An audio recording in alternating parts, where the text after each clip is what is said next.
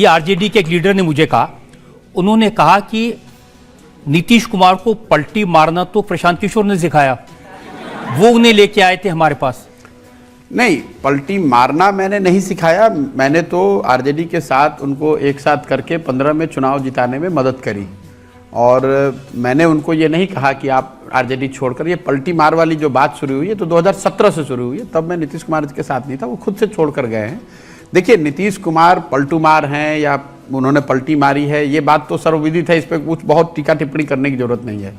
बिहार के परिप्रेक्ष्य से और अभी की जो घटना है उसके नज़रिए से ये चीज़ जरूर है कि जितने, अगर नीतीश कुमार बड़े पलटी मार हैं तो मोदी जी और अमित शाह भी कम पलटी मार नहीं। अभी 2 महीना पहले जाकर अमित शाह भाषण देकर आए हैं बिहार में बिना पूछे हुए, तब वहां कोई रजत शर्मा नहीं थे, खुद से स्टेज पर खड़ा होकर कहा बिहार के एक एक आदमी सुन लो, नीतीश के लिए दरवाजे बंद हैं। तो हम एक जोक हमें भी लोगों ने भेजा है कि अमित शाह ने दरवाजा तो ठीक बंद किया था, सिर्फ चिटकिनी लगाना भूल गए थे इसलिए नीतीश कुमार फिर वापस आ गए। लालू जी उस समय कहते थे कि नीतीश के पेट में दांत हैं।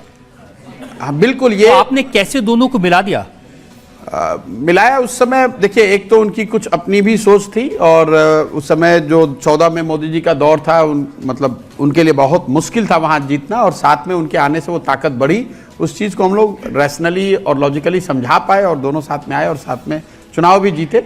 लेकिन वहां से नीतीश कुमार जी की जो है प्राथमिकताएं वो बदलती रही हैं, तो उसमें हम लोग कुछ बहुत कर नहीं सकते हैं।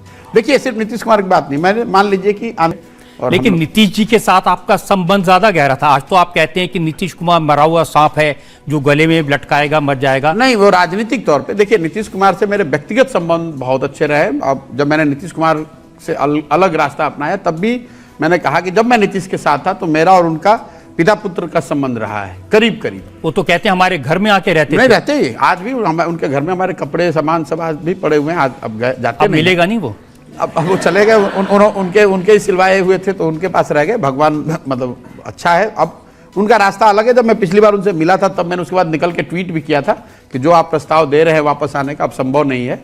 आप लेकिन जिनके घर में रहे थे, जिनके बारे में आप कह रहे हैं कि पिता पुत्र का संबंध था, जिन्होंने आपको पार्टी में बड़ी जगह दी, उनके लिए आप कहते हैं वो धूर्त आदमी है? जिस नीतीश कुमार की मैंने मदद की थी वो नीतीश कुमार थे जो चुनाव नहीं हारे थे 2014 में। उनकी पार्टी हारी थी लोकसभा में और उन्होंने पद से इस्तीफा देकर मांझी जी को बना दिया था। आज जिस नीतीश कुमार का मैं विरोध कर रहा हूं वो नीतीश कुमार है जो चुनाव हार गए हैं, 42 एमएलए है, फिर कभी आरजेडी के साथ, कभी लालटेन के, कभी कमल के साथ मिलकर सरकार बना रहे हैं। जिस नीतीश कुमार की मैंने मदद की थी वो नीतीश कुमार है। आपको याद होगा जब वाजपेयी जी प्रधानमंत्री थे, नीतीश कुमार रेलवे मंत्री रहते हुए गैसल असम में एक रेल दुर्घटना हुई थी, उसके बाद पद से इस्तीफा दे दिया। जिस नीतीश कुमार का मैं आज विरोध कर रहा हूं वो नीतीश कुमार हैं जो कोरोना काल में हजारों लोगों की मृत्यु हो गई लेकिन घर से बाहर नहीं निकले। जो आज जहरीली शराब से 100 लोग की मृत्यु होती है तो हंसकर कहते हैं जो पिएगा वो मरेगा। जिस नीतीश कुमार की मैंने मदद की थी उसके बारे में एक बिहार में समझ थी कि ये आदमी सुशासन के लिए, गवर्नेंस के लिए जाना जाता है, ये बिहार को सुधारने का प्रयास कर रहे हैं। आज जिस नीतीश कुमार का विरोध कर रहे हैं वो नीतीश कुमार है जिनके राज को लोग अधिकारियों का जंगल राज बता रहे हैं। और सबसे बड़ी बात देखिए, कई बार जब ये लोग सवाल पूछते हैं, अरे भाई आप तो 5 साल पहले नीतीश के, आपने 10 साल पहले मदद की थी। लोकतंत्र आपको क्या बताता है? आप जिस नेता का, दल का भी मदद करना चाहते हैं, जिसमें भी आपकी आस्था है, श्रद्धा है, जिस पर भी विश्वास है, वो आप उनकी मदद कीजिए, उनको वोट कीजिए। लेकिन वो भरोसा और वोट 5 वर्ष के लिए है, जीवन भर की बंधुआ मजदूरी नहीं है। जब उनका काम अच्छा लगा उनके साथ खड़े हुए, जब उनका काम अच्छा नहीं लगा तो वही लोकतंत्र और संविधान मुझे ये जिम्मेवारी देता है, बताता है कि नागरिक होने के नाते आप अगर कोई गलत कर रहा है तो उसका उसी मजबूती से विरोध भी करें। अगर हम लोग ये नहीं करेंगे तो रजत जी 5 वर्ष पे चुनाव होने की जरूरत ही क्या है?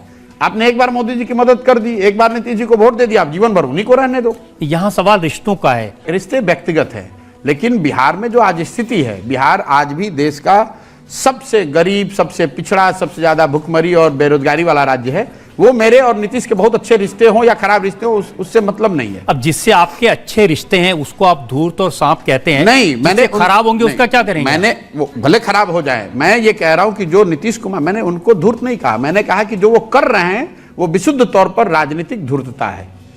आप आज किसी के साथ गए, अभी कहा कि मैं तेजस्वी यादव यहाँ का भविष्य है, मैं अब तो मेरा जीवन का लक्ष्य है कि तेजस्वी यादव को बढ़ाऊंगा।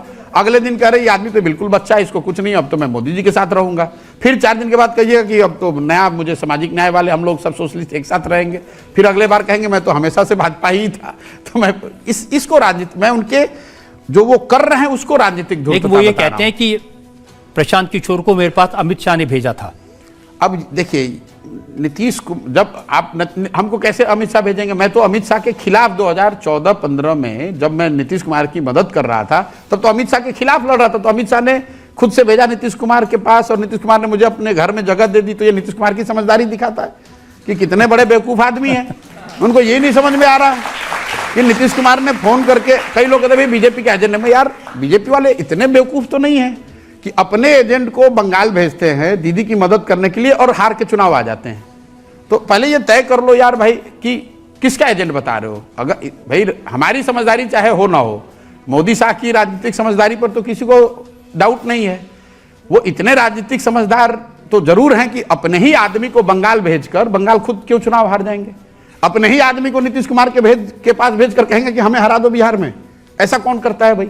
ये बताइए कि जब 2022 में दोबारा से वो लालू यादव के साथ गए, उससे पहले आपसे बात की थी नीतीश कुमार की थी? जब 2022 में भाजपा को छोड़कर लालू जी के पास जाने का मन बना रहे थे तो दिल्ली आए थे और मेरे साथ 3-4 घंटे बैठे, मुलाकात भी करी, उन्होंने चर्चा भी की। उनका ऐसा मानना था कि मैं उनके साथ आऊं और ये महागठबंधन का चूंकि सफल प्रयोग 2015 में किया गया था तो मुझे उनके साथ आना चाहिए। उस समय मेरी चर्चा भी हुई, फिर मेरा मन बना नहीं और वो आगे बढ़कर वहां गए, उन्होंने फिर गठबंधन बना लिया। बनाने के बाद फिर मेरी उनसे मुलाकात हुई ऑफिशियली और उन्होंने कहा यही बात कि फिर वापस आइए, हमारे पार्टी में रहिए, हमारा आगे आप देखिए। मैंने कहा सर अब ये नहीं हो सकता है क्योंकि मैंने एक अपनी नई परिकल्पना लेकर अपना एक प्रयास बिहार में शुरू किया है और मैं उसी को करना चाहता हूं। तो ये बात तो सही है कि दोबारा पलटी मारी, फिर आपसे पूछ के मारी? नहीं, पूछ के नहीं मारी, वो मुझे उन्होंने बताया। मैं अगर कन्विंस होता, अगर मैं सहमत होता तो जुड़ जाता उनके साथ, लेकिन मैं वो कन्विंस नहीं था कि ये काम सही होगा। इसीलिए क्योंकि मैंने उस समय उसकी वजह भी बताई थी कि देखिए 2015 में जो महागठबंधन, देखिए फर्क आप लोग समझिए, महागठबंधन जो 2015 में बना था वो चुनाव के पहले बना था। बिहार की जनता को ये बताया गया कि भाई ये महागठबंधन है, ये कार्यक्रम है, ये चेहरा है, ये सपोर्टिंग पार्टी है, वोट दो। उन्होंने मैंडेट दिया था। लोकतंत्र में सबसे बड़ा जो ऑथेंटिकेशन है वो तो जनता के हाथ में है। अभी जो महागठबंधन उन्होंने बनाया ये बिना चुनाव के बनाया, ये तो पीछे चोर दरवाजे से बना लिया, चाहे भाजपा के साथ बनाए चाहे आरजेडी के साथ बनाए। मैं इसके विरोध में हूं। आज उनको भाजपा के साथ जाना है या आरजेडी के साथ जाना था, साथ में जाओ, डिसॉल्व करो, चुनाव लड़ लो, क्या दिक्कत है? लेकिन प्रशांत जी अब लेकिन नीतीश बाबू का तो ये सिस्टम बन गया है कि लोग कहते हैं कि दोनों ही पॉकेट में दो लिखते हैं लेटर, एक में इस्तीफा और एक में नए मुख्यमंत्री का शपथ। और ये स्क्रिप्ट इतनी बार प्ले कर दिया गया है कि मतलब गए, इस्तीफा दिया और 3 घंटे के बाद फिर आके शपथ ले लिया। 9वीं बार एक ही आदमी शपथ ले रहा है। किसने लिखा है कि जितनी क्लास तक तेजस्वी यादव पढ़े हैं उतनी बार वो शपथ ले चुके हैं? जी, नहीं, लिखने वाले तो ये लिखा है कि तेजस्वी जी 9वीं क्लास भी नहीं पास हो गए, कम से कम 9 बार, ये तो 9 बार तो मुख्यमंत्री की शपथ ले चुके हैं नीतीश कुमार। लेकिन इस बार जो उन्होंने पलटी मारी है किसी को पता नहीं था? सबको पता था। मैं आप मेरे जितने भी वक्तव्य वहां मैंने मीडिया को दिए हैं, आपको पता था, ये मैं पूछ रहा हूं। बाकी जेपी के लोगों को वो तो उनका विरोध कर रहे थे, कुछ उनके बारे में कह रहे थे, लेकिन आपने कई महीने पहले ये कह दिया था। जी बिल्कुल कह दिया था। और अभी आपको एक और बात कह देता हूं कि अगला विधानसभा का चुनाव होने से पहले आज जो राजनीतिक फॉर्मेशन बिहार में है ये फॉर्मेशन रहेगा नहीं। या तो नीतीश कुमार खुद छोड़ के फिर कहीं चले जाएंगे, फिर पलटी मारेंगे, आज के जिस फॉर्मेशन में नहीं रहेंगे, या बीजेपी उनको हटा देगी लोकसभा के बाद। नीतीश कुमार के चेहरे पर, Nitish Kumar as a declared face of Bihar, CM face, इस पर चुनाव नहीं होगा। मुझे नहीं लगता है कि भाजपा के लोगों की राजनीतिक समझदारी इतनी कम है, क्योंकि उनको मालूम है कि जो आदमी भी नीतीश कुमार को चेहरा बनाकर चुनाव लड़ेगा, नीतीश तो डूबेंगे, वो पूरी नाव ही डूब जाएगी। इसलिए वो होना, इसमें देखिए कई लोग आप जो कह रहे हैं, ऐसा नहीं कि मुझे कोई अंदर से खबर है, ये तो राजनीतिक विश्लेषण का मामला है। मैं पीछे 8 महीने से इसलिए कह रहा हूं क्योंकि मैं जानता हूं कि नीतीश कुमार और आरजेडी साथ में चल नहीं सकते हैं। दूसरा, मैं ये जान रहा हूं कि अगर वो साथ में लड़ेंगे तो लोकसभा में बड़ी हार होगी। आप जरा ये देखो, मैं क्यों 7 महीने से कह रहा था, अगर लोकसभा में वो आरजेडी के साथ लड़ते तो मैंने पब्लिकली कहा कि इनको 5 सीट भी नहीं आएगी। तो अगर आप नीतीश कुमार हो, लोकसभा में आपके 2-3 सीट आएगा तो 2 महीने के बाद आपकी सरकार भी जाएगी, आपको इस्तीफा भी देना पड़ेगा, पार्टी भी बर्बाद हो जाएगी। उससे अच्छा है थोड़ा ह्यूमिलिएशन ही सहो, पहले ही भाजपा में भाग लो। तो ये बात मैंने आपको इसीलिए 7 महीने पहले कहा कि उन्होंने जाति के आधार पर सर्वे कराकर समाज में रिजर्वेशन सारी बात करने के बाद उसका आकलन किया, देखा कि नीचे स्थिति बदल नहीं रही है, तो कहा भैया चलो सरेंडर करो। देखिए, हम जो सुन रहे थे कि नीतीश कुमार को जो इंडी अलायंस है उसका कन्वीनर बनाया जाएगा या उनको प्रधानमंत्री पद का फेस बनाया जाएगा, जब इतनी बड़ी बड़ी बातें उनको लेकर हो रही थी, आप कह रहे थे ये छोड़ देंगे? क्योंकि ये बातें ये उनके ख्याली पुलाव थे। इंडिया अलायंस में जितने लोग बैठते हैं बड़े लीडर, शायद ही कोई ऐसा लीडर है जिनसे मैं व्यक्तिगत तौर पे ना जुड़ा हूं, जिनसे बात ना होती हो, चाहे वो M.K. स्टालिन हो, अरविंद केजरीवाल हो, ममता दीदी हो, या जितने लोग उसमें हैं, और किन्हीं से बातचीत करने से मुझे ऐसा नहीं लगा कि they are going to give Nitish Kumar this responsibility. क्योंकि नीतीश, देखिए, इंडिया अलायंस में सबसे बड़ा दल कांग्रेस है, तो अगर कोई चेहरा होगा कांग्रेस से होगा, अगर कांग्रेस से नहीं होगा तो दूसरा दल टीएमसी है, वहां से होगा, तीसरा सबसे बड़ा दल डीएमके है। तो नीतीश कुमार को किस आधार पर चेहरा बना दिया जाएगा? मतलब ये लॉजिक की बात, ये तो उनके मन के ख्याली पुलाव थे कि भाई मुझे बना दिया जाए, किस आधार पर?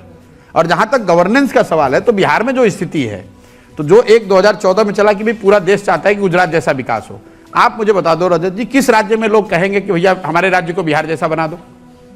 तो आप कौन नीतीश कुमार को अपना लीडर बनाएगा? ना पार्टी वाले बनाएंगे, ना जनता बनाएगी। तो फिर आप, ये तो लॉजिक की बात है, कॉमन सेंस आप लगाइए, कोई नहीं बना। इसके लिए आपको बहुत बड़ा राजनीतिक विशेषज्ञ होने की जरूरत नहीं है।